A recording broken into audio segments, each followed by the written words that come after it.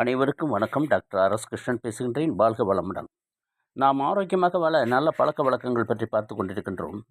நேற்று சாப்பிட்டவுடன் நெஞ்செரிச்சல் ஏற்பட காரணங்கள் என்ன என்று பார்த்தோம். ஒரே நேரத்தில் சாக்லேட்டை அதிகம் சாப்பிடக்கூடாது, சாப்பிடும்போது அதிகமாக தண்ணீர் மற்றும் இதர பானங்களை குடிக்கக்கூடாது, சாப்பிட்ட உடனே படுக்கக்கூடாது, சாப்பிட்டவுடன் குனிந்து நிமிர்ந்து வேலை செய்யக்கூடாது, அதிலும் பெண்கள் சாப்பிட்டவுடன் குனிந்து நிமிர்ந்து பாத்திரம் துலக்குதல், அடுப்பங்கரையை கழுவி விடுதல் போன்றவற்றை செய்யக்கூடாது.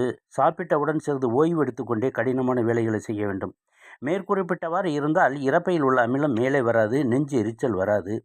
தற்காலிக நிவாரணமாக படுத்துக்கொண்டு தூங்காமல் கழுத்து பகுதிக்கு கீழ் சற்றே உயரமான தலையணையை வைத்துக் கொள்ள வேண்டும்.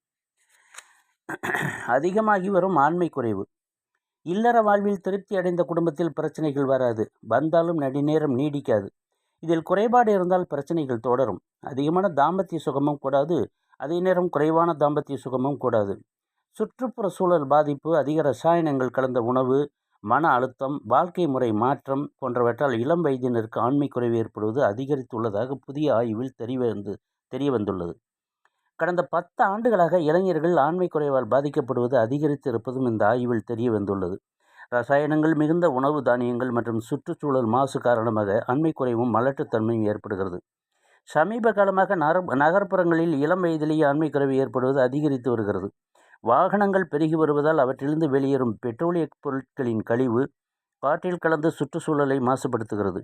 இந்த மாசுபட்ட காற்றை தான் சுவாசிக்க வேண்டியுள்ளது. இதனால் ஆண் ஹார்மோனான டெஸ்ட்ரோஷன் குறைந்து பெண் ஹார்மோன் ஈஸ்ட்ரோஷன் அதிகரிக்கிறது என்பது கலிபோர்னியா பல்கலைக்கழக ஆய்வில் தெரிய வந்துள்ளது.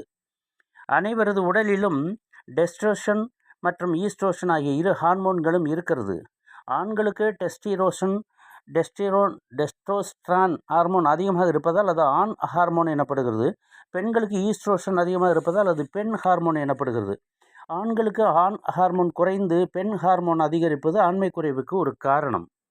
அமைதியான வாழ்க்கை முறை இப்போது இல்லை. எப்போதும் பரபரப்பான வாழ்க்கை, உணவுகளில் மாற்றம், தூக்க நேரத்தில் மாற்றம், செயல்பாடுகளில் மாற்றம், மது அருந்துதல் போன்ற வாழ்க்கை முறை மாற்றங்கள், மன அழுத்தம், இளம் வயதில் சர்க்கரை நோய், உயர் இரத்த அழுத்தம் உள்ளிட்ட பல்வேறு விஷயங்கள் ஆண்மை குறைவுக்கு காரணமாகின்றன.